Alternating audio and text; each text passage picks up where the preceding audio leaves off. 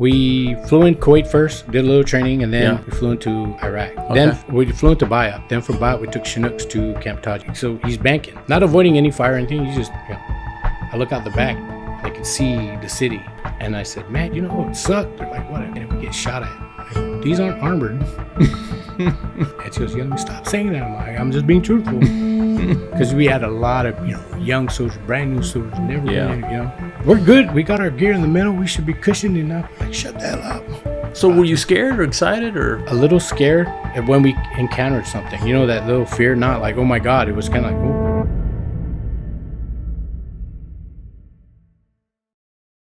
oh. My name's Greg Flores. Originally, I'm from Guam. Born and raised there till I turned 16 and then came out to the States. Actually, it was only supposed to be for a summer. But then I ended up staying. In which state? California, and 1986. Describe Guam when you were growing up. Oh man, Guam was it's like being in Hawaii, living in Hawaii. It's just everything's laid back. No one's in a rush to go anywhere. If it's somebody that's in a rush, tourist. Us, we're just laid back. We didn't have to rush anywhere. Everything got done. Went swimming every day. Wow. It was great. It was great. A lot of U.S. military history there, correct? Yes. World War II? World War I. I read an article and watched a documentary that stated the first shot fired by the Americans in World War I was not in Europe. It was in Guam. And the story goes that there was a German ship called the Cormorant, and they had a beef with the Japanese. So in the Pacific, they would chase each other around. So Guam was a hub for all the countries. So they docked there. It was neutral, right? So just before the U.S. entered World War I, the Cormorant docked in for supplies. Well, then it kicked off. U.S. is involved. So the Navy commandant, because it wasn't a trust territory then, it was just a Commonwealth. So the Navy ran it. So the commandant in charge sent a Marine detachment out to the ship, says, hey, first we're at war, you have to surrender. So the story goes, the German, the commander, the ship commander said, okay, well, let it give us a minute to gather our stuff. So I guess it took a little longer, and then the unit was coming out, and they tried to stop the boat, so they had to fire a warning shot to stop them. And at that time, their stuff together, they were scuttling their ship because they didn't want to get captured. Oh. So they scuttled their ship, and it sunk. So in Apra Harbor, it's at the bottom of Apra Harbor Bay.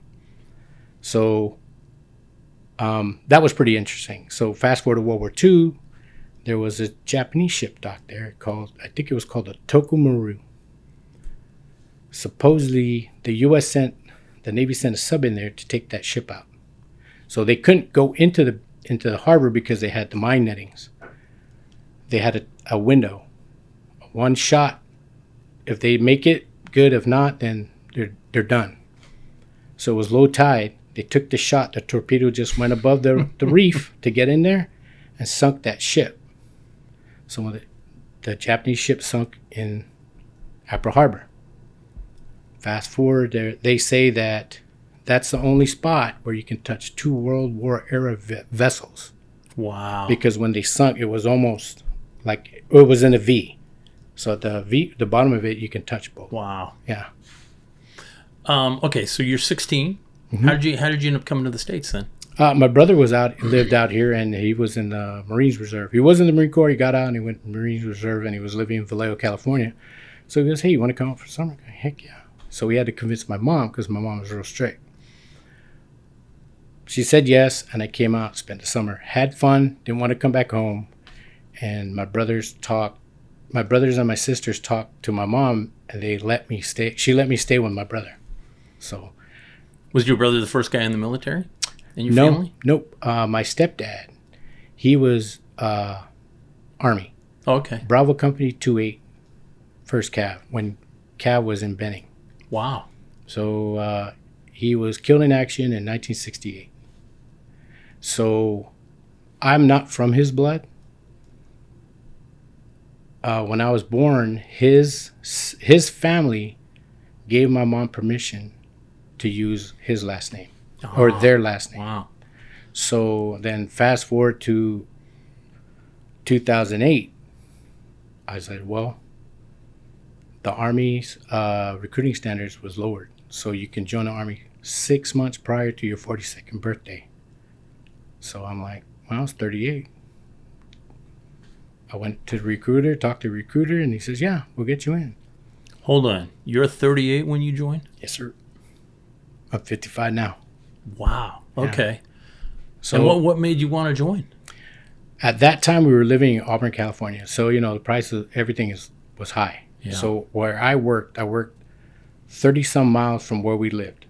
I worked in Sacramento, which is not a long drive, but traffic every day and every evening to where I had to go through different cities to get home. So I'll go to work dark 30, come home dark 30.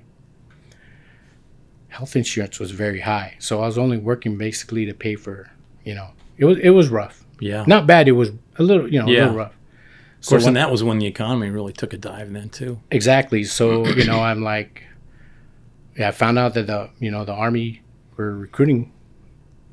Hold on, 40-year-olds. What did your brother, the Marine, say when you said, at 38, I'm going in? He goes, hey, man, can you do it? He was positive. He goes, hey, do what you got to do, What did the recruiter say? He goes, so can I, for the story, I walked in and he said, hey, how you doing, Staff Sergeant? I heard you guys are recruiting 6 months prior to our 42nd birthday. He goes, yes, sir, that is very true. How can I help you? He goes, well, I was thinking about, joining the Army. He goes, oh, really? How old are you? 30? He goes, oh, yeah, come on, have a seat. He goes, what MOS? Now, at this time, I was like, I wasn't ready for that.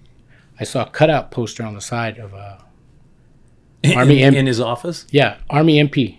I'm like, oh, MPs. He goes, oh, yeah, that's a very good MOS. He goes, let me ask you, have you ever been arrested? I go, yes. He goes, when? I said, 1989. He goes, well, that's not too bad. Yeah, no, you should be good. He goes, but,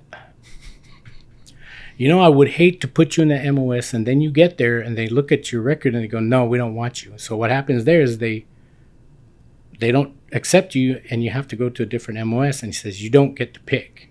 They get to decide. Right, the needs of the Army. I said, okay. He goes, but I got a good MOS for you. I go, really? What's that? He goes, 88 Mike. I go, what's that? He goes, truck driver. I go, oh, yeah, I can do that. Sign me up there. And as we're signing paper, we're almost done. He goes, oh, yeah, there's an enlistment bonus. And I'm like, what, like $100? He goes, no. Come on, 200, 500? He goes, no. I go, what's the enlistment bonus? He goes, $20,000. I go, you got to be kidding me. I said, okay, cool. What is the catch? Because the Army's not just going to give everybody a list. He goes, you got to pass basic training, and you got to pass AIT. And after you get to your unit, you'll get your first installment. So depending on how many years you enlist for, they break it up like that. So I enlisted for 3. And then I re-enlisted again for another 4.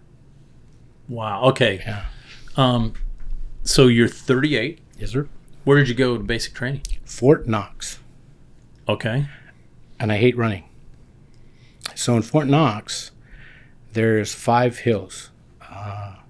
Misery, agony, defeat, heartbreak, and then there was a no-name one. So when I say hills, you're going up and you're literally on all fours. When you come down to that side, you're actually almost crab walking going down. So you're in full gear, full battle rattle. When what is that way? What's full gear? So we take our body armor with plates and put it in our assault pack along with our gear. Or not our assault pack, our dang, I can't remember, our backpacks. And it's full with our gear because it's like a week, 5 uniforms, 2 pairs of boot socks, all the whole shebang. And we're going up these hills. Like 60 pounds, 50 pounds? Oh, a little more than that. Wow. About almost 80. About 80. Pushing 80. And I was... And what time year were you there? 2008. No, what time of year? Oh, January. Oh, so it was a cooler. Yes, but it was cold. Let me take that back. It was cold. It got cold, and I didn't realize that it snowed over there in Kentucky. I didn't know really much about the region. So when we had to muster for PT, in between our barracks, the quad, snow. Oh, wow. It was I not wouldn't like, guess that. oh man, we had to do PT in the snow, run in the snow. And the misery and stuff, how long are those I don't. miles? Like 3 miles or something like that? Well, we did all 5. I think it was like, I want to say maybe 15 to 20 miles. Because normally you would, from what they told us, you do 10K one way and then 15 the other. Or however they decide to do it. Well, we did both one way because they said when we came back we had to do, I think, a division run. So we did all that. And every time we come to this part, Joe Sergeant's, come on, man. I can see it right here. It's right around the corner. Then we get there, nothing. Just empty road. And man, I tell you, it was hard for me. It was hard for me because I was not physically fit. I was like 240 when I joined. You know. And you're older than everybody. Yes. Yeah, tell me about that. What was that like? So in my platoon, I was the third oldest. There was second oldest. There's 2 guys that were 39. And then there was me. The first guy is a Puerto Rican guy, soldier, PT stud. He was 39. But his English was very hard to understand. It was funny because me and the others, I'm not even Spanish. I don't speak Spanish, but I can pick up what he's laying down, you know. Yeah. And then the other guy, he was a recycle from another platoon. He was on profile. So then there was me. So he had a no marching profile. I didn't even learn to know what a profile was till I got there. So then there was me. And when I got there, they're like, okay, we need a PG, Flores. Roger, Drill Sergeant, you're the PG. I said, what's a PG, Drill Sergeant? He goes, you don't know what a PG is? I'm like, parental guidance? He goes, beat your face. I go, Roger, and I'm pushing. He goes, you still? I go, honestly, Drill Sergeant, I don't know what a PG is. You're the platoon guy. You're in charge of the platoon. I go, oh, I don't want to be in charge of the platoon. He says, it wasn't a request. I'm like, dang. So, and I found out later that, you know, they do that. So I did it for like, I think 4 weeks, and then it switched to somebody else. I actually know a little less because I caught pneumonia there. I didn't even know I had pneumonia, but I got pneumonia there, and then they switched to another, one of my battle buddies. He became the PG. Well, then I became his assistant PG, and then we just, you know, we helped mentor the younger soldiers. But man, I tell you, it was hard mentoring the young. Oh my gosh. Oh man. At that age too. You don't recover like you did when you're young. No. But surprisingly, my weakest point was running. Oh, and pull-ups. Thank God we didn't have to do pull-ups. But going through the obstacle course, we had to shimmy up the rope. I got up as far as good, and I looked down at the drill sergeant, and he was yelling at another soldier. I let go, and I dropped down. He looks at me. Did you go up the rope? I go, Roger, drill sergeant. It wasn't a lie. I was supposed to go all the way up, touch the top, then come down. Well, I went up. I didn't go all the way up. But he goes, man, you didn't tell me you go to up. I told the other soldier, he didn't ask that. He asked if I went up the rope. He didn't say how high. So I take off to the next obstacle. So there's an obstacle, you had to run and then jump over this 8-foot wall. I said, man, I got to get my fat butt over that wall. My senior drill sergeant's right next to us. So I pick up speed. Well, it was kind of a rocky trail. And I tripped and I slammed into the wall. And they said I hit it so hard, they saw the board shake. My drill sergeant started laughing. He goes, go around, go around. So I went around to the next obstacle. And then another obstacle had the monkey bars. And it was weird because it was a long monkey bar. It went down this way and then turned and then went like a zigzag. Yeah. And then at the end, you had to climb a rope on a wall. I'm like, damn. Drill sergeant, because each station there was a drill sergeant. I was lucky. Drill sergeant started yelling at another soldier. I went up as far and I dropped down. He goes, you up, you're Roger, move out. And I went to the next one. So I was lucky. Running was not my strongest point. How did the young guys deal with you? Were they pretty good? Oh, yeah. Yeah. You know, they were pretty good. I did have an issue with one soldier, all because he just had a mouth. You know, he's just real cocky and arrogant. And I said, look, man, just calm down, just relax. We're all here to get through together. We're not trying to compete against each other, really. You know, we're not going to get a trophy, whatever, da-da-da. Well, you know, he's just running his mouth. Well, I got tired of it. And I'm like, you know, whatever. So I started, well, I won't say banter, but whatever he dished out, I regurgitated, went back at him, which agitated him even more. I said, I think I'm done. I think I'm done. So I goaded him to follow me into the latrine. When I got him into the latrine, he didn't even realize I got him, had him all just angry. So I started sidestepping to my right while he went to his right. So in a circle. And where I got him where I want him, which is in front of the window, and we're on the second floor. So I walk up to him because I knew he would just talk, He started backing up. His back hit the window, and he turned and looked, and then I got in his face. I said, I'll throw you out this window until you just commit suicide. After that, his face lit, his jaw dropped. We were best buddies. I got to meet his mom on family day. The dude straightened up. It was just, and I really didn't want, that's not where I was going, but with this guy, there was no convincing otherwise. So I had to go old school on him and say, hey. How old was he? 19. Wow. After that, we were buddies. Yeah, like, if I like, hey man, we need to go do this. Hey, Flores said we need to go do this. Let's go do it now. You good guy. It was How were the drill sergeants with you? Did they treat you guys different or no? They weren't as hard as with the guys who were older. I mean, just enough to make it to where it wasn't favoritism. Yeah. But they weren't like super light on us. They give us crap, but not like they would give the younger, like, ooh, you got yelled at. So I would think they had a little respect for you guys doing it at your age. And that's basically what it boiled down to be. And like when it came to like wall locker inspection, at least in my platoon, if they found your lock unlocked, they dump your whole locker. They come to ours, find something out of place, they'll dump, like me, they dump my drawer. I'm like, oh, thank God, because I work hard keeping it straight. So yeah, it was like they just enough to where it's not favoritism. I mean, they were still kind of hard on us, but they weren't always hard on us. Did you enjoy boot camp? Oh man, it was great. I went from 240 to 208. Wow. In AIT, and my run was better. I mean, but at that age of I got kind of stubborn. I'm like, I don't need to go past that dude. Hey, what's your PT score? Passing? No, the number. Passing. I don't care what my number is. I want to pass. So, the young guys that compete, or they compete with each other. Oh, I did 100 push-ups. Oh, I did 120. How you do? See, I'm 38. I think 36. What? That's all I have to do. I wasn't trying to. Yeah, you weren't trying to. Yeah. I go, I don't need to keep up with you high-speed guys. I know. You guys are good. Hey, don't. Keep doing it. Keep doing what you're doing. Don't worry about me. At that time, did you think you'd be going to Iraq or Afghanistan? Oh, I was hoping. Which one did you want to go to? Well, at that time it was Iraq. So I didn't know AIT. Towards the end of AIT, when you're going to graduate, you get your orders, and it tells you where you're going to go. Yeah.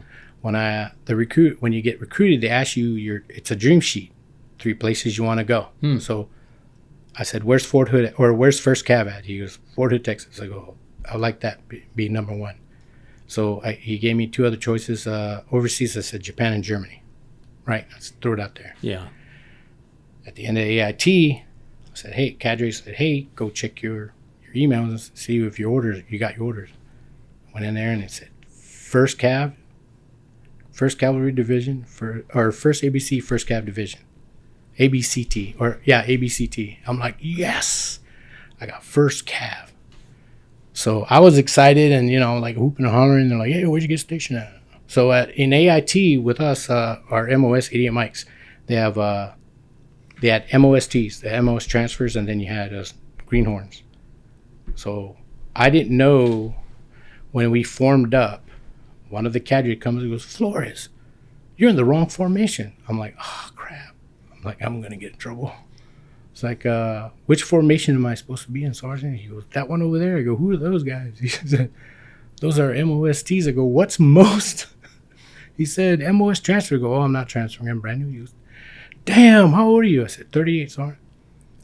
You're almost the same age as me. You're just a mosquito wing. Blah. Roger, sorry. I just joined. I don't know what's got here. So, fast forward, one of the MOST guys, Staff Sergeant Rivera, Ranger Tab. Yeah. Man, cool dude. Told us cool stories. He goes, "Where you going?" I said, "I'm going to Fort Hood." He goes, "Oh, Killeen, that's a shithole." I go, "What?" I can say that. I'm from there. I'm like, "Oh, okay, cool. Whatever. I don't care." So I get to my unit, Fort Hood. They said, "Hey, man, you came at the right time." I said, "Why?" They said, "We're deploying." I'm like, "Yes." I was excited to deploy. Not that I had, want to be G.I. Joe or anything, go out there and, shoot them up, but it was just that experience to deploy with a unit like that. Yeah. So how long were you in Fort Hood then? So 2008, I got out there 2014. Okay. I was med-boarded in 2014, so the unit I was in, normally it's like 3 to 4 years, and then they you either ETS or you PCS to a different unit. Yeah. So when I was over in Iraq, I re-enlisted for 4 more years, so it was stabilization. So when I got back, I was fenced in. And then I got hurt, and then I got, med-boarded. So out of my same unit. So I was like the longest one in there. Buddies of mine who PCS are like, "Hey, you need to get out of there. The unit's crap." I'm like, I never had a problem. But being older, it's like, oh, stuff's about to happen. Don't stand here, and then walk off, right? NCOs come up and they start yelling at soldiers, and they're not yelling at me because I see them, I see their face, see their demeanor, I take off. Common sense. I knew how not to get in trouble. Yeah. You just do the right thing, 3 R's, right time, right place, right uniform. You never get in trouble. I only got in trouble once for missing or late to formation. That was it. After that, and I went and partied, but I made sure I was responsible and got a ride home, or slept where I was at. So, yeah. My experience was great. I loved it. So after boot camp, how long were you before you were in Iraq? Let's see. I got here. Was it June 2000? No. Yeah, June of 2008, and then January of 2009 we went over. Okay. So yeah, we did all our training. 6 months. 6 months. Yeah, all our training. It was great. What was the training? Sometimes we got to be out for. So we trained for convoy missions, or in support of. They split our platoon up to or our company actually. Some way else stayed on Taji to do clips, just lock packs, and then the other half of us they took on a JSS, and we did a security escort we supported 82nd Airborne. So there. And we so did you would support the convoy. Yeah. Well, we our own security detail. Yeah. So whereas 4 trucks, okay, all security. These guys, the rest of the crew, they did their own thing. So they did the log packs. They had their own security. What do you mean lockback? Log packs is log pack. So one of our bases up north needed supplies or parts, whatever. They run it up there. Okay. So within the log packs, you have the regular trucks, LMTVs, FMTVs, PLS, LHSs, just full of cargo. Yeah. Then you have the guys who are the security, who pull security for them. Yeah. In the MRAPs. Yep. We were just straight security for a civil affairs thing. They had their own MRAP. So basically, 2 trucks in front, 2 trucks in the back, they're in the middle. Is that what you guys were in MRAPs in? Yeah. Yes. Caymans. Those are the. Yeah. Describe a Cayman MRAP. Say that. Oh man, it's a big piece of machinery. And actually, we start with the Cayman. The Cayman MRAP is.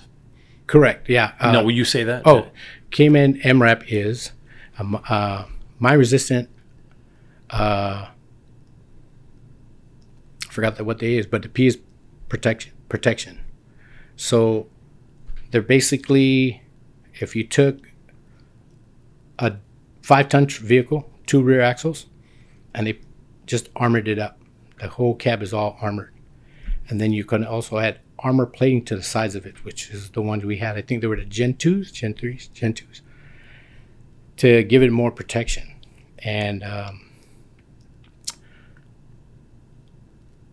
I was the main driver. And then, like I said, there was 4 of our trucks, plus the civil affairs team. They had their own. And each of us had our trucks. So designated driver TC. So it would be our TC would be an NCO, and Then did you have different guns on top? yes, depends on what we had. Sometimes we ran a 249 or 240 or 250. It depends on what our convoy commander calls for, or what we had. Whoever wasn't using that's what we used. Yeah. And we go out and to different villages, and the civil affairs team would talk to the sheiks, the leaders of the village, and basically, hey, what do you guys need from us? How can we help you? They do their little meeting, and then they'll take it back to their leadership, and either. What are you guys doing when that's going on? Oh, we're providing security, overwatch. You're standing outside the trucks at that point. Yep, correct. So our guys would dismount, and they'll cordon off the area, and they'll go search while they're having a little meeting, make sure that nothing pops up and pops out and surprises us. What was the average distance you would drive to do one of these? Shoot, I know what. One day we did about 20 miles. Okay. We usually hit wherever it's at. We'll go up, 10, 15, and then we'll do our little mission, do our little security chat. Civil affairs will go talk to the elders, and then once they're done, we come back, and then they get back to our JSS. They'll go talk to their leaders and submit all their reports out, and then somebody else will come along and, like, if they needed a road built, somebody else will come and build that. Right. They'll get the locals to come to it. Did you try and avoid after dark? Oh no, there's times where we were out, we come back, it was dark. Oh. We did one night foot patrol, and it was strictly volunteer. 6 months after that, we transitioned to 1151s, up armored Humvees. Okay. So then we're doing counter ID and combat patrols. So we just go out, make sure stuff's good. No one's popping Was that off. sketchier than the earlier stuff, or no? Kind of, yeah, because it was a different role. Even then it's kind of sketchy, because when you're going out, you see a pile of trash, you're like, up ahead, we're like, oh, man, are we going to go through, or are we going to go around? What are we going to do? This one time we stopped. Because you saw a pile of trash on the side of the road, or in the middle of the road? No, it was on the side of the road. So my TC saw it, we stopped. And I'm like, hey, what are we going to do? He's like, I don't know, man. That looks suspicious. I go, well, yeah, it's trash. I go, but did you see the other trash on the road? He goes, yeah, man, I don't know. I go, well, just have the gunner take a shot at it. If it blows up, it's an IED. If it doesn't blow up, it's not. He goes, man, we can't do that. I said, we're going to wait for EOD. Yeah, we might have to call him up. He goes, we're going to be sitting out here in the open, like sitting ducks, waiting for them guys to show up, because it was a street down this town, like a side road. I'm like, we need to route recon or find another way around that's less clear, right? So they gets on their little map, and he goes, let's back up and go this way. Oh, good, because I don't want to sit here a long time, which that happened to us once. We're doing a counter ID search. So we go out, and then we pick a spot in this village, and the other guys will get out with the metal detectors. Yeah. They start wanting the side of the road. Well, there's one night we was out there, and it hit. So they started digging. Nothing. Hit it again. It's still pinging.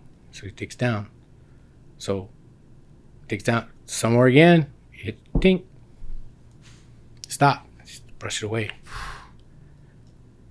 Found 6 mortars rounds. Were they wired to something? No, there was a cache, a stash. Oh.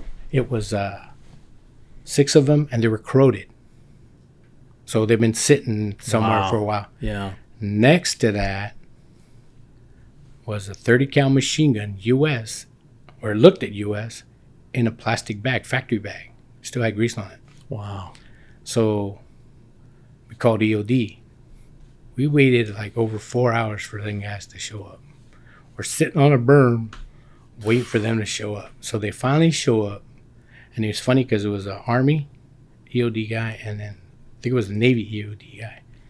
They had their book, and their guys were running around. They're looking at the hole, and like, I said, man, I hope that stuff don't blow up, because those guys still got their gear on. And he goes, yeah, does a hand wave. points down. Here comes their soldiers, picks it up, and throws it back of they have these side boxes, different type of Humvee, these side boxes. And then they open the side box and put it in the side box. I looked at my NC, I go, we could have done that and not had to sit here this long. And he looks at me, he goes, what's wrong with you? I go, nothing. They picked it up, put it in their vehicles. I mean, that could blow up when they go. He goes, yeah, but that's them. I go, man, we waited out here. We could have done some more. And back home watching videos or some movies. But I enjoyed it.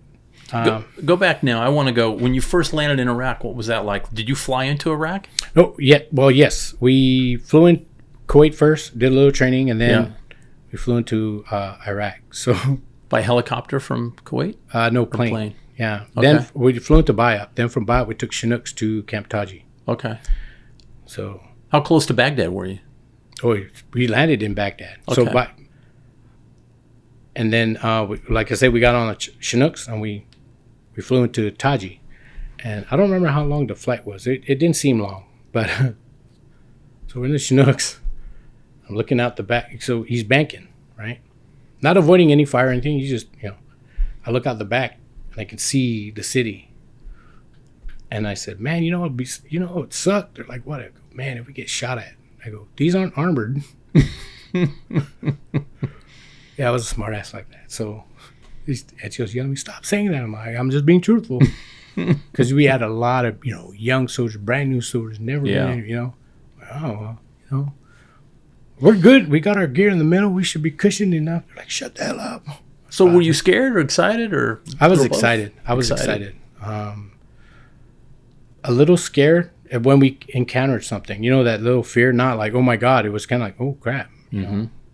But it was more exciting. And what's the first kind of dangerous thing that happened to you when you were over there? We were going to a meeting. Now my TC is a captain from one of the batteries, because we're FSC attached to a field artillery unit, so we support them. Yeah. So we had to go to the sheik. He had to meet with a sheik, hearts and minds stuff. How long have you been there at this point? It was it was like 4 months in, I believe. Okay, so you've been there a while. Right. So we transitioned from Caymans to Max Pros, and I'm like, I didn't understand why we had to give it the Caymans. That's a different MRAP, a Max Correct. Pro. What's different about it from the Cayman? It's more up armored, heavily up armored. It still had the V-hull shape on the bottom, but the ones we had were single rear axle. Okay.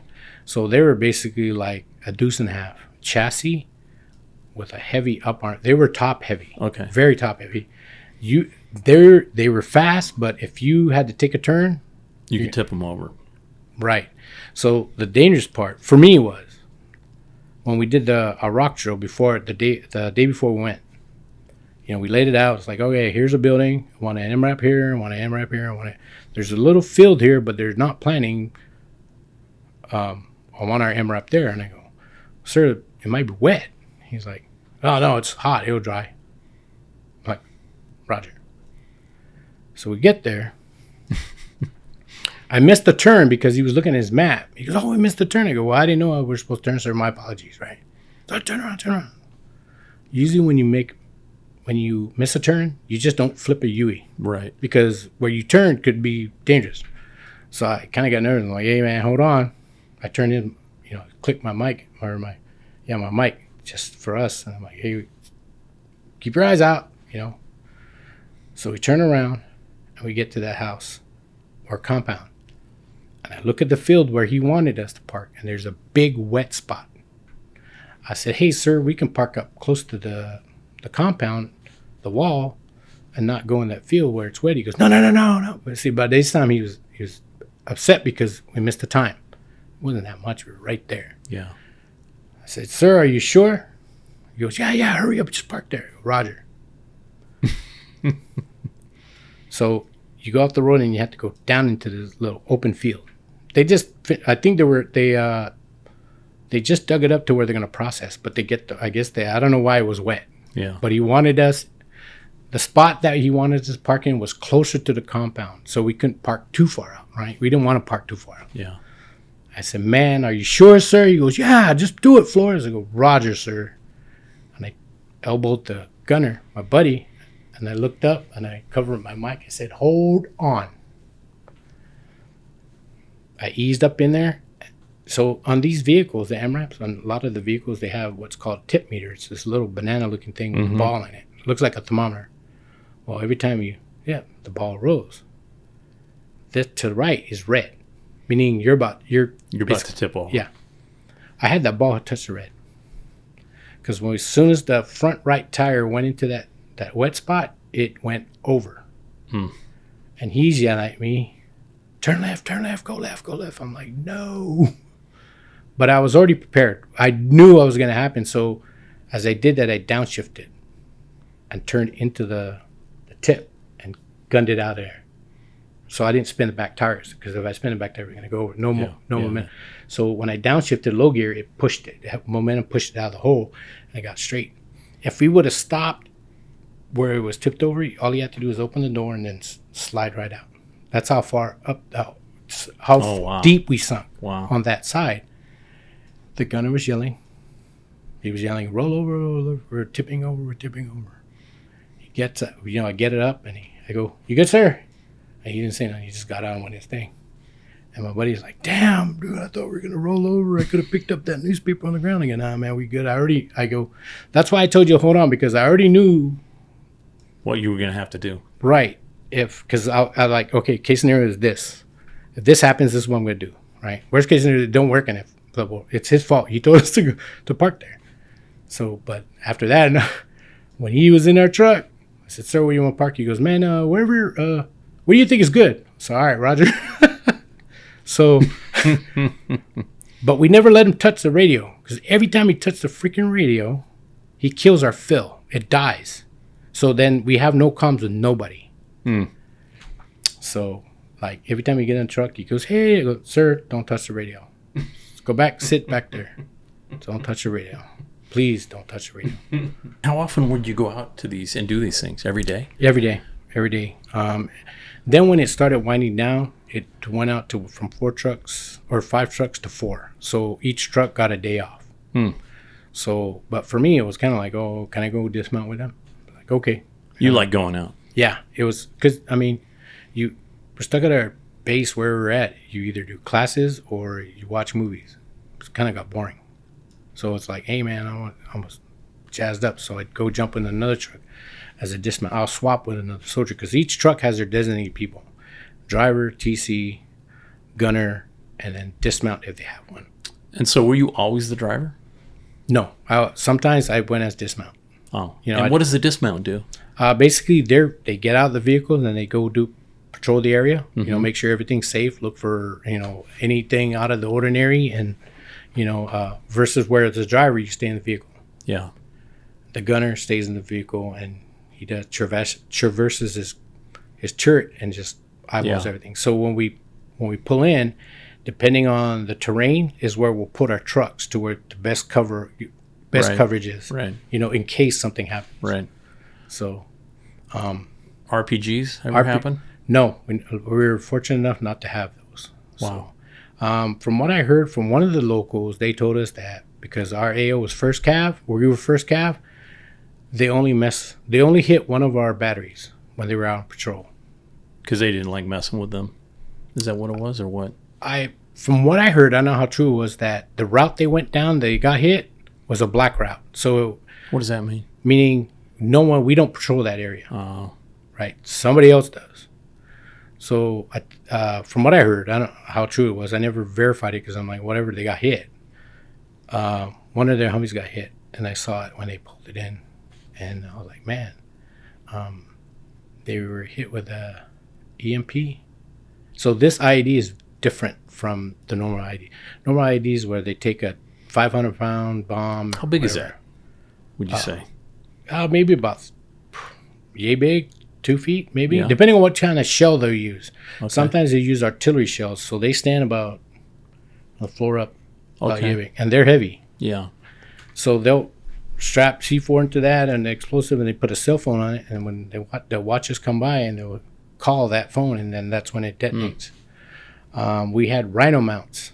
So they look like these big wooden flags in the front of our vehicles. Right.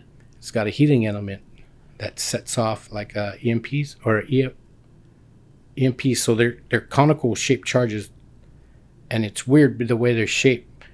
They use what is it? I think they use a laser. So when you break the laser, it sets it off. Okay. So the right amount sticks out about 6, 7, maybe 8 feet in front of the vehicle. So that will trip that out. So when it goes off, it will hit the engine compartment of the vehicle versus the passenger. Yeah, the cabin, right? That day, it worked. You guys were driving? No, we weren't. It was a different battery that went out. It was, I think I want to say Bravo, or was it Alpha? I think it was Alpha battery or Bravo. One of them two batteries. They went out to do patrol, and I think they mistakenly went down that route. And that's when they got hit. They hit the IED, and then he got shot at, because when I looked at the window, you saw. Oh, wow. So now the difference between the IED they got hit with and the normal IED, when it blows up, it blows up. That one is like a shape charge, or directional. So it'll hit the vehicle, the hole will be small on one side, but then it'll blow out the other. Wow. So this Humvee, it was like here's the dash of that Humvee. Then you got the window outside is where I saw that hole. And it was coming up this way, and on the driver's side, it blew out that way. Wow.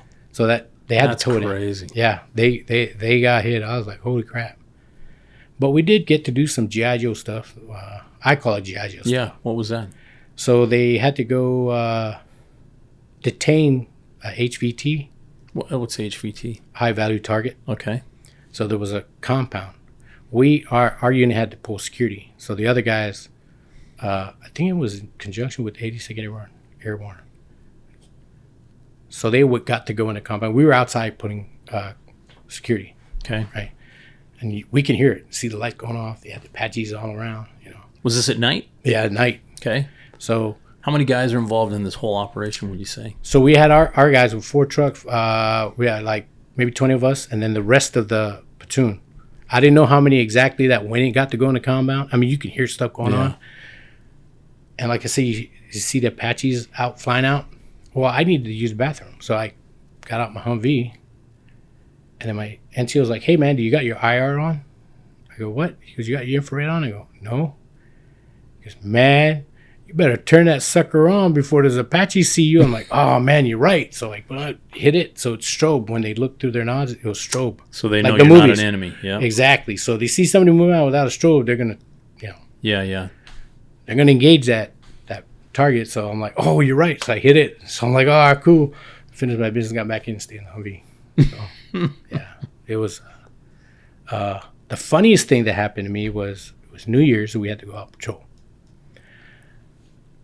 They had to go search this one building at night, so I had to stay in the vehicle. Well, it was New Year's, so I brought sparkling apple cider, non-alcoholic, of course, because we carry coolers with water and other sodas and monsters. Yeah. So I got on and gave one to each truck, get a radio on, Happy New Year. Well, we had pin flares. Well, they're called pin flares. So you remember the zip guns from the 80s? Yeah. Oh, that's exactly what these are, except they shot 9mm flares. Okay. So the bullet, it shoots a flare, like a tracer. Yeah. Well, I had one. New Year's. It was New Year's. You were doing your own fireworks. Pow! I set that sucker off. And next thing you hear over the radio, hey, who fired that pin flare? I'm like, oh, that was me. Accidental. Happy New Year. I thought I was going to get in trouble. I was so lucky. I got scolded, but I didn't get in serious trouble. So, yeah, and I didn't catch anything on fire, so it was good. Now, you were talking earlier, if you ever saw a kid by himself, you knew that was trouble.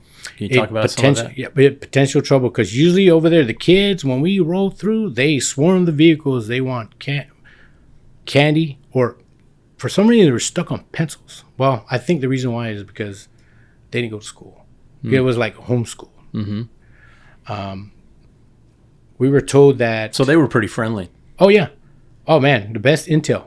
You want intel on people in that village? The kids, because, they don't really know how to lie. They're small. They tell the truth. Yeah. So if you see one by himself, he's either a spotter or he's up to no good.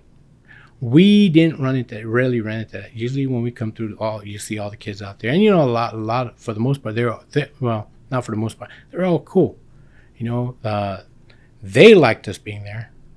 A lot of the adults liked us being there. Because it was the hearts and minds when we went through and trying to figure out if they needed something, we try to help them out. Get them. They needed a generator, we get them a generator because they lost power or whatever. Those payday events, I call them payday events. Tell me about that. Tell me about the payday events. So basically, what we do is a senior NCO will be in charge, or an NCOIC will be in charge, and he'll pick up the money. How much money are we talking about? Do you know? I heard like $250,000. Wow. One time. So that was a serious amount of money. Right. So we go to the village. Is that in cash? Or what is it? Is it in Iraqi money? I can neither confirm nor deny. No, what happened was I asked the NCO, because he was in my truck. He was in my TC. Yeah. I said, hey, man, Sergeant, when you went into, you didn't have, you didn't go to the PX. How come your bag's full? Right? And he goes, oh, this is like the movies? That's what I saw. Okay. So we get to the village in the Sheikh's area, and of course, once they go, we escort them in. Then we pull security. Right. Okay. And how many go in? The NCO and then like 4 guys. Okay. So they're around the room, and then the rest of us are outside. The town warlord or the town elder or whatever. Right. So the rest of us are outside. How big a town are we talking about? Is this parts of town, or is this just parts of the town? Okay. Like, let's say Justin Diala, the area. Yeah. We'll go talk to the elder who's in charge of that area. He'd be like the mayor of that area or whatever. Oh, yeah, he's the guy with the money or the power. Yeah. Yeah. So we'll have Overwatch, like 2 guys, and then the rest will be outside, and then 4 or 5 in the inside. Now, what we used to do is have the big old camera. It's called the high system. So when they come in, they have to have ID, picture ID. Okay. Oh, right? Yeah. Okay. Yeah. So they come in, they show us their picture ID. We take the hides and take their picture. And what this does, facial recognition. And if they've been detained anywhere else in Iraq, it'll pop red. Pop red, be like, oh, hey, go see this guy over here. Hey, come here, take him over there. Yeah, see, look. And that only happened once. Were they reluctant to get their face scanned? Most people, or no? Not really. Not that I noticed, because they wanted to get paid. So and I'm curious too. Did that thing work via satellite? How did it stay connected? How did it stay the communication, or did they download stuff every night or something? No, I believe it was via satellite, because it worked like in real time right there. That's crazy. And so they'll come in. We'll hide them. Yeah. They'll go up, show their ID to the person at the desk, one of the elders' assistants, whatever. Of course, we have a translator there, and they'll show their ID, and then they'll pay them. I forgot. I don't remember how much they got paid each. So they'll come in one door, exit another. Wow. Well, the Sheikh's right-hand man would be right there. This is the one time I seen this. Right there, and you see him, and then leave. So they would just turn that money over to somebody else? No, they'll give them like, I not see. all of it, just I like see. a So cut. they're cutting. Yeah, they're greasing the skids with everybody. Look at these guys. They watch Soprano too much over here, boy. But it was pretty, it was pretty, it's like, hey, that was them. But at first, in the beginning, when they briefed us, they're like, why are we paying them? Where's this money coming? Why are we paying them money to clean their village? Well, if you think about it, it's for intel and to get the crap off the street. So that way we can safely pass through. So there was underlining. So was it recurring? It must have been recurring. Yeah, like I think it was once a month, maybe. Wow. So how many of these would you go on? I remember going on 10 of them. So that's some serious cash.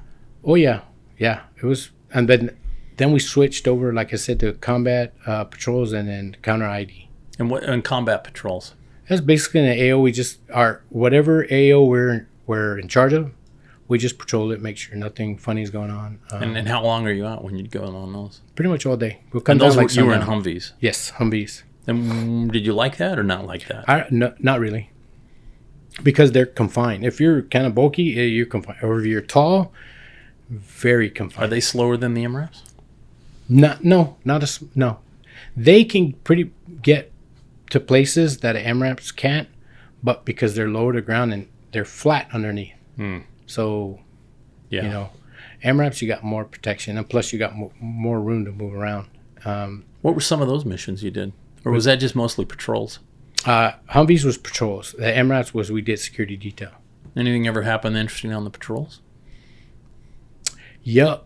My hydraulics went out. My steering pump went out. So Was that at night or? no, it was during the day? daytime. Yeah. So the thing is, when you're on the highways or the roads or whatever, you don't drive off the road because that's where they like to plant stuff. Okay. Right. So we're right outside of Taji. Gunner's Gate, like maybe an eighth of a mile or 16th of a mile. So we had to drive out from Route Raiders out in the country. With actually that day it cut our patrol short because my steering pump went out. Yeah. So I'm manhandling this sucker, right? So we get out to Tampa. I'm like, oh, Gunner Gate right there. Call it up. Hey, we're gonna go to Gunner Gate. The convoy commander was in charge. Says, no, we're going to Castle Gate, which is farther down. I don't know the reason. I don't know why. But when we made a right onto Tampa, we had to flip a U-turn. I'd never seen my NCO get so nervous and start sweating. I mean, I'm watching because I'm like, hey, man. I was cracking jokes. I'm like, hey, if anything happens, I love you guys. And I'm manhandling this thing. We ended up almost to the wall, that Taji's wall, outside wall, but in this area that was wide. Off Route Tampa, and I said, man, I hope nothing happens because this is going to suck. Nothing happened, but my TC was pissed off, and he went and had a talk with the convoy commander because we shouldn't have went all the way to Castle Gate when Gunner's Gate was right there. Oh. So, you know, he wasn't happy. Yeah. That was serious on the combat patrol was when we did counter ID. Well, we went for combat patrol, and then we're like, the convoy commander was bored. It was a first lieutenant be like, hey, let's go down this road. We have to patrol this area. That's when he decided to go, hey, let's go Dig this thing up. counter ID. Yeah. We also found a video camera. So there was this leftover structure was like maybe a corner of the wall and then half the wall. Yeah. So yeah, I was nosy. We went over there and looked, you know, making sure there's nothing in there. Found a video camera. Pointed out at the road? Yep, had a videotape Wow. in it. So we turned it in. We never seen that video camera or tape or anything if there was anything on it. And that 30 cal machine gun.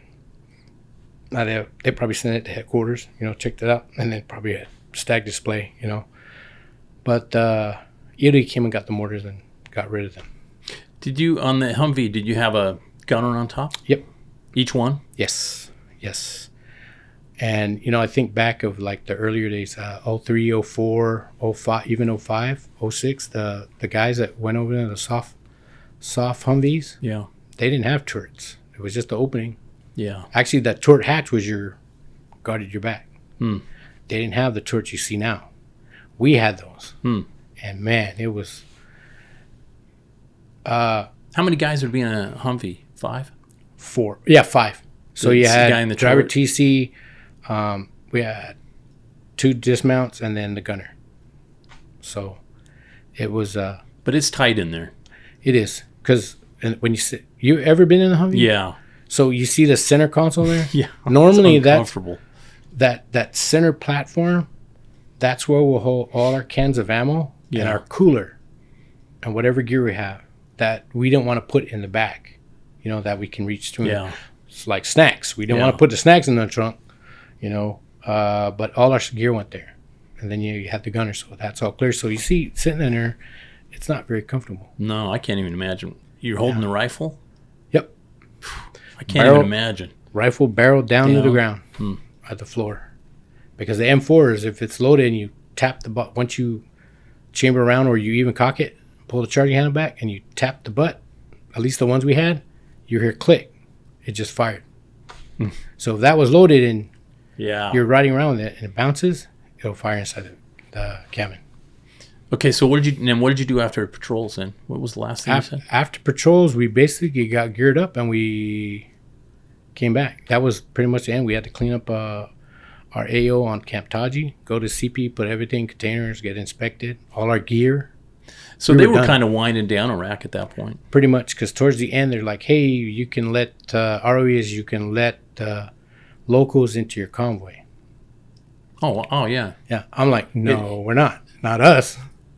They're like, oh, well, that's the ROE. Yeah, that's cool.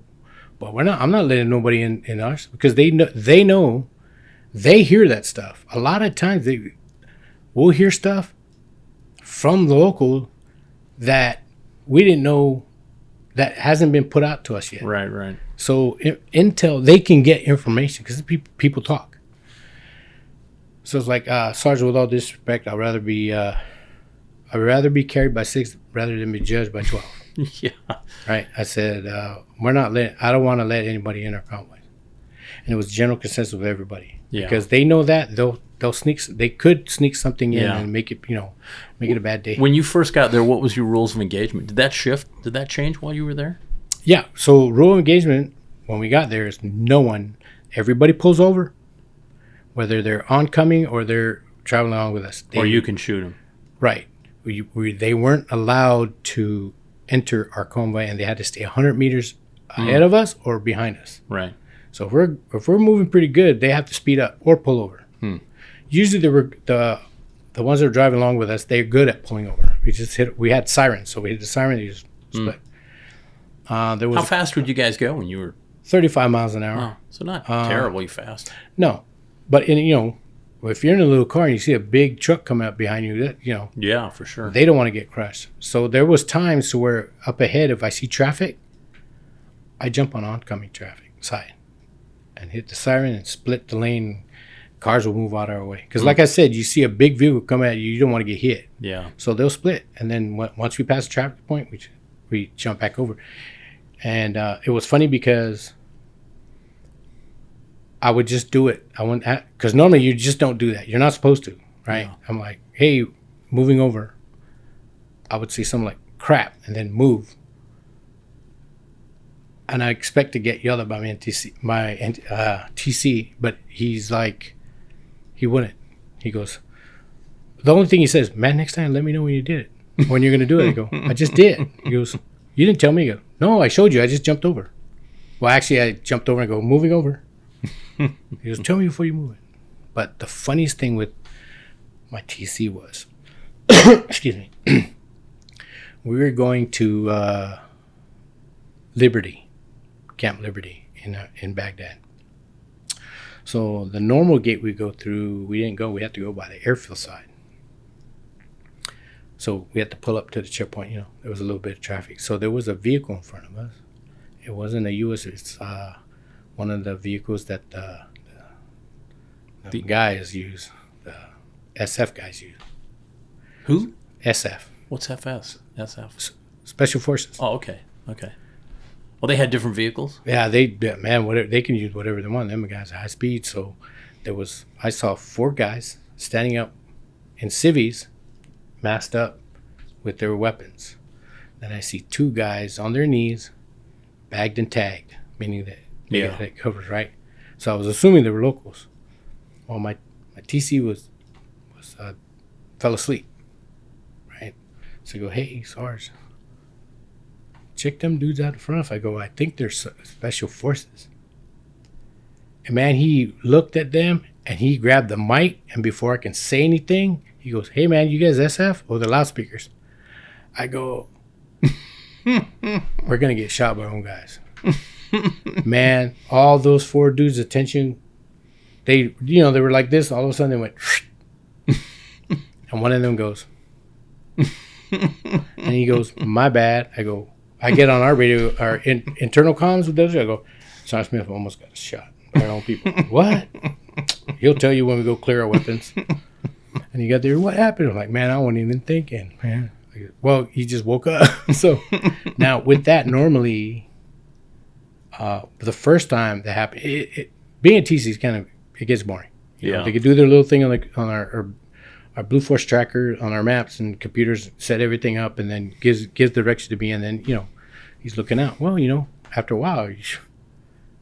So when I first saw it, I was talking to one of my NCO buddies. I go, man, he fell asleep. I go, that's messed up. We're over in the right. We could get shot at, whatever. He goes, don't worry about it, man. That means he trusts you. And then he clicked. You know, that's true, because I do it like when my wife would drive. I go to sleep because I trust her. If I didn't trust her, I wouldn't be asleep. Yeah. So it made sense. So sometimes, you know, after a long day, you know, I'm like, we got this. We got the gunner. We're good, right? We're always first truck. I didn't like driving in the back. Yeah. Or behind anybody because I couldn't see in front. And I even told him that when we did a right seat, left seat when we got there. So it was a different unit. We will follow them on their routes, the patrol. And then it was funny because I was kind of, my buddy said I was pouting like a kid. I go, this sucks. Over the radio. And I forgot he could hear. He goes, what's wrong? I go, can we be first truck once? Because this sucks. I can't see around the front of the first vehicle. It really bothers me. I get real bad anxiety. And he's just like looking at me, and he's like, and I was PFC, brand new to the Army.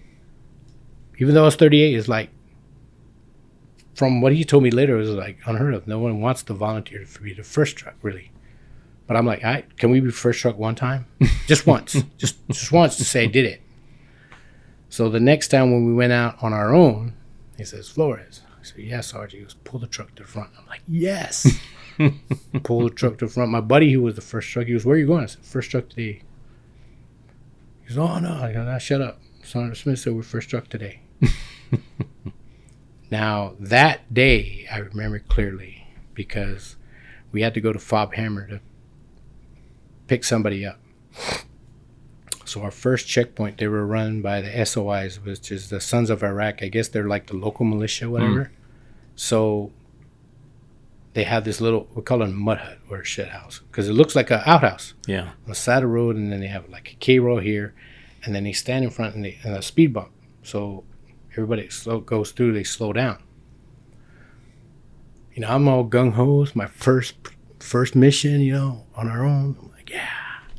So we drive by, and I, you know, looking at the SOI, and I waved at one guy, you know, hey, battle buddy, we're here to help you, you know. And he mean mugs me. He's like I pissed him off or something. I'm like, oh yeah, I got you. Went to Valhammer, come back. So what I noticed when we first pulled up to this checkpoint, I slowed down. But up ahead, I see that guy that mean mugged me turn and look at me, stand up, and slowly walk across the road to where his battle buddy was. So when I went through on the way and he mean mugged me, I'm like, oh, okay, I got you. Went to Fob Hammer. On the way back, same checkpoint. The same guys did the same thing. He looked, stood up, and slowly was walking across the road. I picked up speed. I was doing like 45. And my auntie was like, you know you can't take it back, right? I said, take what back? He said, hit him. I go, screw him. You see what he did with the first time? And by this time, we just blew past that ship. When he jumped out of the way, blew through there. And he looks at me and go, you didn't see the thing he did the first time? Here, let me tell you. Did you remember when he got up and walked slow? He goes, yeah. He did the same thing on the way back. I said, remember our training back home? They slowed the first truck down, then they want to hit the rest. I said, if these guys are going to hit us, they're going to have to earn it. Why not slowing down through no checkpoint? So every checkpoint we went through, except ours, outside, we would blow past it. Not, you know, maybe 40 miles an hour. Yeah. We wouldn't have slowed down. Yeah. And if it was traffic, we went around. Because I said, hey, look, I know I'm new, but if you sit in traffic, based on all the training we got, that's the best time to hit somebody is when they're stopped, because they can't go nowhere. Yeah. You know? So you guys never got hit? Except for the one time I was telling you earlier where we heard a tink. I mean, it was... At first I thought somebody threw something at us, but it was like a cassette of thing. It was tink, tink, tink. That's when I go, hey, did you hear that? And we had our headsets on. You hear that? Yeah, man. So he calls the guys behind you. Did you guys hear anything? Anything? No? Oh, okay. Well, we kept going. But back to the kids.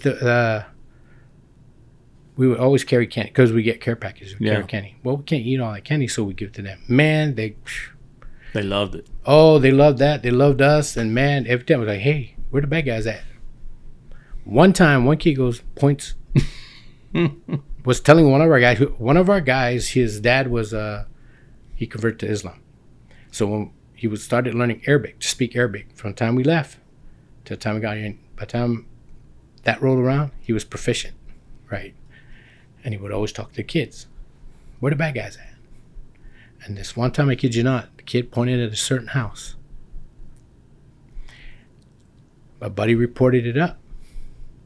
The next day, another, was Alpha or Bravo battery went out and searched that house. I don't know if they caught anybody or detained anybody, but I thought that was pretty badass how we got that information with the kid. We passed it up, and it was followed through to check on it. Right. So, because, I mean, there were stories we hear where something like that was reported, but nothing was done, and then next thing you know, something bad happens. Right. And then they found out, oh, we could have prevented it. So I thought that was pretty cool. You didn't get hurt over there. Oh, no. And okay, so you pack up. What was that like leaving? It was by that time it was exciting because we get to go back home. We're coming back home, and everybody's coming back home. And now my unit, the other half of our platoon that did the log packs, they got hit. I forgot how far out of Taji they were. They were going to Istiqlal, I think, when they got hit. So the insurgents threw these grenades at them. Wow. So now these are how protected those MRAPs are. The Caymans, these. One landed by the gas tank. When it exploded, it ripped through, and it ripped. So if you're looking at the back of the Cayman, you see these two shells. That's where our radio equipment's at, right? The fuel tank's on that side. So it blasted through, and it tore up our radio system, right? One was thrown in the front on the hood, and it went through, and it blew into underneath the dash. So the driver TC got trapped, not bad to where they had to be evac down. I got to see that MRAP. When I went and looked at it, I'm like, holy crap. So the one they threw on the hood looked like they took a cutting torch and held it there and burned a hole by yay big through the metal part that comes down here. The hood comes here's the metal frame that comes down like this, and then the hood comes up. The hood's just like fiberglass. It hit right on that metal spot, and it looked like they took a blowtorch and held it there, and it burned a hole through. I'm like, man, that was crazy. Wow. And I took pictures of that, but I lost the phone. I took pictures with it. But stuff like that was like, man, we never got hit. They did. And then there was another First Cav unit. I forgot where they were going. The convoy got hit. Their brigade commander got his legs taken out. Wow. IED? Yeah.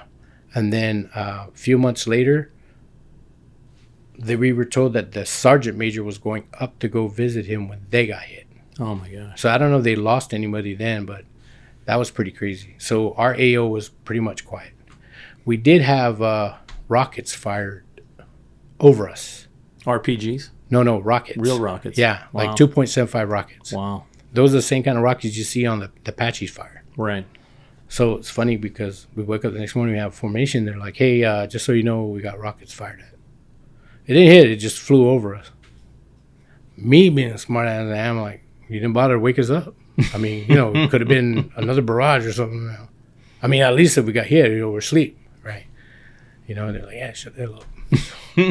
It was just like one or two, I think. Yeah. So it's funny because one of the other groups that batteries, they went and did counter ID. They found a stash of rockets. Now I saw the pictures of those, and it was a bunch of this big old square hole, and it had all these rockets in it, and you saw the det cord gun running through it, the fuse wire going through it. So that was a big find, and it was near where we were at. It was between the IP station and our compound. So that was pretty wild.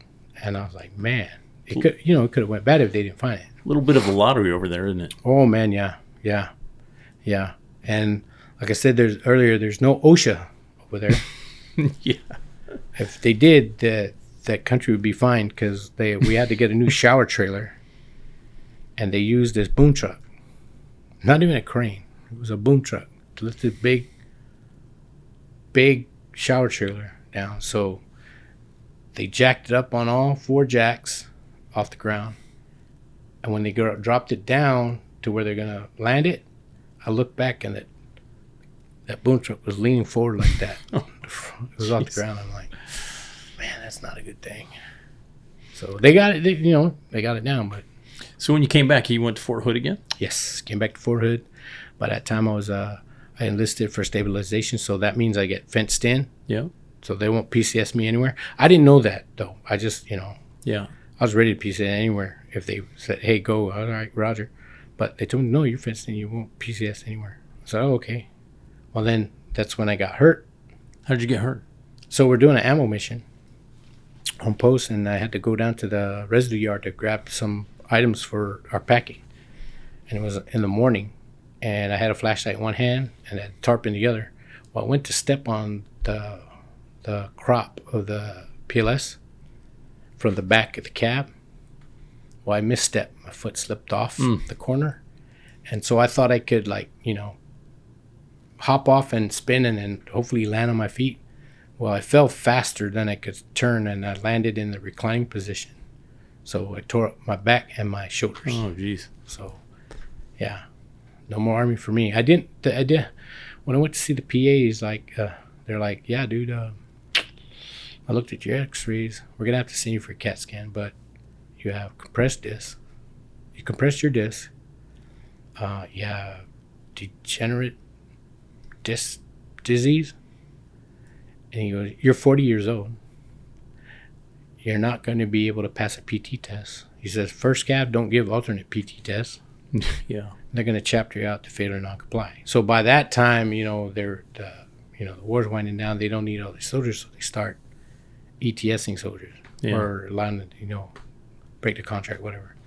He's like, I'm going to have to med board you. I was like, man, I don't want to med board that. That don't sound good. He goes, it's not bad, but if they, if they chapter you out at a failure non-comply, it's not bad either. But I'm like, yeah, that don't sound cool.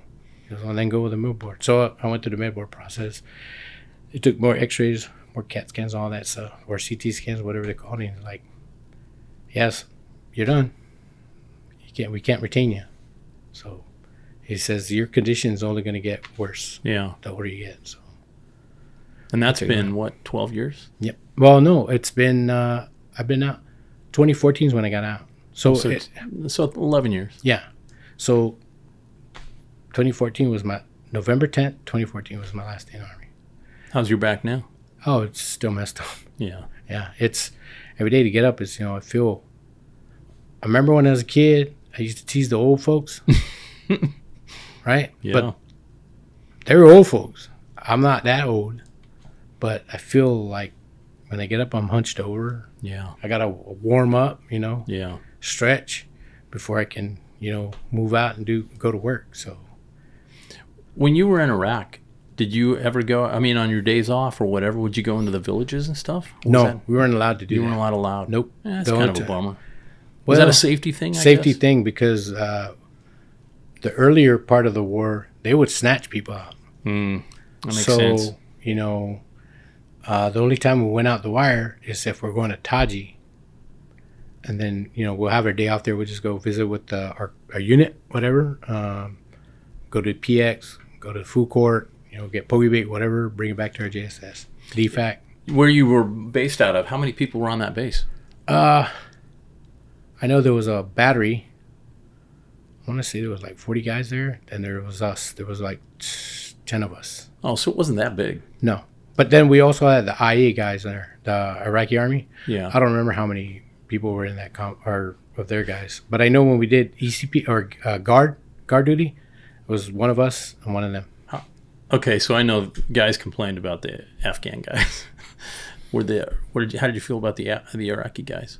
There was only 2 that I actually respected. The other ones, for some reason, they like to show you porn on their phone. It's like, dude, I don't want to see that. Wow. You know? Or they want to ask you a question like, hey, where you from? What do you do? Did they kind of speak English? Yeah. You know, I'm like, oh, what I do? Yeah. I'm in the Army. You know? Where do you live? Oh, I live in New York. You know, I don't know. I give them false information because I don't know what they're going to do. Yeah, for sure. Though because there was stories we heard to where some of the insurgents will get hold of our uniform.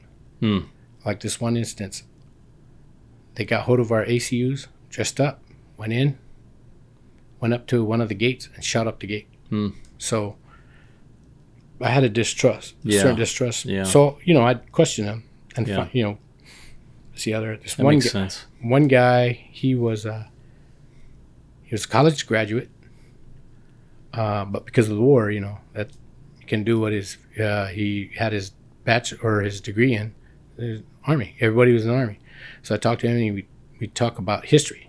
And then how his wife is Sunni and how those tribes don't get along. And I said, I don't understand why you guys don't get along. You're the same people. Yeah. You just different tribes. And he says, I understand that too. That me and my wife are happy together, but a lot of they don't condone it, I guess. Yeah. You know, back then. Yeah. Now I heard it's a lot better there. You know, and I go, that's sad. I said, just not Iraq. But if you look at the other countries that have problems, same people, but they have problems with each other. Yeah. You know, they need to work common, on it. Isn't it, over there? Right. You know, so I liked him, and then one of our I liked our interpreters. We had one guy. His name was Casper. Didn't know he was Iraqi. I thought it was like a foreign national from France or somebody. Yeah. But because he was pale, and his hairstyle wasn't the same as the locals, right? But he was Iraqi, and another one we called Cowboy. I always joked around with him. So I didn't really like the interpreters in our truck. Wait, so they would always travel with you guys? Yes. Somebody? Yes. So I would joke when Cowboy jumped in the truck. I said, Cowboy. I said, yeah. I said, you know we're good, right? He's like, yeah. I said, but if we get hit, bro, I'm shooting you first. He's like, what? I said, man, I'm just kidding, bro. You're good. We had very good interpreters. We had one female interpreter with us. Man, you'd swear she was American. Boy, she was cocky. She talked trash, too. Because she knew we were there to protect her. Locals ain't going to mess with her. But by then, you know, the local surgeons, from what we were told, that they usually don't do the snatching part, even interpreters, because they know that if they do that, we're going to come through. And from what we were told, First Cav have a reputation that if they get hit, is a bad day for everybody, because they're going to go through and search. They're going to go search of it and make, you know, everybody uncomfortable. As a matter of fact, that our unit that got hit, they had a meeting. Of course, no one copped to who did it. No one knew who did it. They went back the next day and they searched the whole village. And I mean, from what I was told, they were searching houses, everything. Just, you know, it stopped after that. Yeah. You know, so what was your takeaway from all of it? Your time in service, Iraq. A very good experience, and I miss it. What do you miss about it? The camaraderie, you know, because before I joined the military, the Army, I listened to the vets. And it doesn't matter if this guy was Marines, this guy was Navy, Air Force, whatever. They chewed the same dirt. They have something in common. They can always talk about they can tell stories to each other, and everybody can relate to each other. Yeah, well, you know, and then here's me, and guys like me on the outside go, man, that sounds cool. You know, when I joined the Army and I went through that experience, now I share that with every veteran. It doesn't matter when they join or what branch they are, you know, and that's what I try to instill in my oldest boy. He's in the Navy now. You know, he's getting stationed. He just got his duty station. I said, look, you hear all the stories I talk with all these guys that I meet, even guys that I didn't know. He goes, yeah. Now you're going to have to, you can share yours. You can relate what you go through, even if you don't get deployed to a combat zone or whatever, Now you can really understand when you hear me talk and certain phrases I use, you will understand it. You will know, oh yeah, I know what you're talking about that. And that's cool. That's part about being either active duty or being a vet. You know, I can meet a World War II vet and talk to him and then relate to his situations because my situation was similar. You know, and I tell all the young guys, all this body armor on, bro, them guys from Vietnam back didn't have this body armor. Yeah, they were light, but they took a lot of hits. It was easy for them to get hurt. Us, we got all this stuff to protect us. So because of them, this is where we're at. So, you know, I try to instill on a lot of new soldiers. It's like, because the discipline's changed. When I was in, if you're NCO, you could be across the motor pool. If an NCO sees your side pocket flap, unflap, he's going to call you over, correct you, and he's going to make you exercise, right? That was the discipline. So when you came around, you went to the motor pool, there was any NCO, it didn't have to be yours. You're constantly checking yourself, making sure you're squared away. Now it's a little bit different. I've seen soldiers come in, I'm like, hey, you guys are in the field? They're like, no, sir. You coming from the field? No, sir. You going to the field? No, sir. It looks like you just on the field, bro. Your hair is messed up. Did you sleep in your uniform? You know? No, sir. Man, bro, you might want to go wash it, bro, because it's killing me. You know, the disciplines change. I saw an article, or not an article, a video of Pete Hegseth saying that the standards got to change back to the way it was, to where disciplines instilled in our soldiers. Because I actually asked this captain one time, this company commander goes, sir, if you get deployed now to a combat zone, how are you going to motivate your soldiers to perform their duties that needs to be done? Because if an NCO reprimands a soldier, that soldier could turn around and file a complaint in the NCO, and that goes in his record, right? Whether it's founded or not. Right. So, and that sucks, because how are you going to motivate a soldier to do his job if they know that, oh, I don't want to do it. You can't make me do it. Right. You know, like a little kid. Yeah. It's like you don't need them. That type of climate in your unit. So supposedly they're supposed to change it back to where it's a little, you know, kind of back the hair standards and stuff like that. So, you know, I seen a picture of it was a naval officer. Long hair. Yeah. I'm like, that looks like crap. It looks like, it really does. I'm like, my son asked me for his graduation for boot camp to wear my uniform, my SUs. I said, if I do, I'm going to have to cut my beard. I told my wife I'm going to have to cut my beard. She's like, why? I said, because I'm not going to wear a uniform with a full beard on. Yes, guys, I've done it. Vets can, and we can do it. It's earned. But I'm not going to look like this in my ACUs. I go, first of all, you won't even see my ribbons because my beard's long. So I'm not going to show up to this. Well, I went to try my ASUs on, and I thought it was going to be tight, but it was loose. So to take it to get altered, to get fitted, by the time I get it done, it wouldn't be in time for the graduation. So, you know, I told him, hey, bud, yeah, don't fit me no more. It's a little too tight. No, it was loose, actually. I thought it was going to be tight. So that was a good experience. Yeah. My overall experience in Iraq was, I loved it. Awesome. The Army, I didn't want to get out, but, you know, things happen for a reason, and I think that was, you know, is my time. So, because I think my unit a year or two later, they went to Afghanistan. So, you know, I know they went back to Iraq when they pretty much were shutting it down, and I missed that one. So, yeah. Things happen for a reason, I guess. Yeah. So. Well, thanks for sharing, man. Hey, no problem. Anytime. I appreciate that. Yeah. Thanks, brother. No problem. Thank you.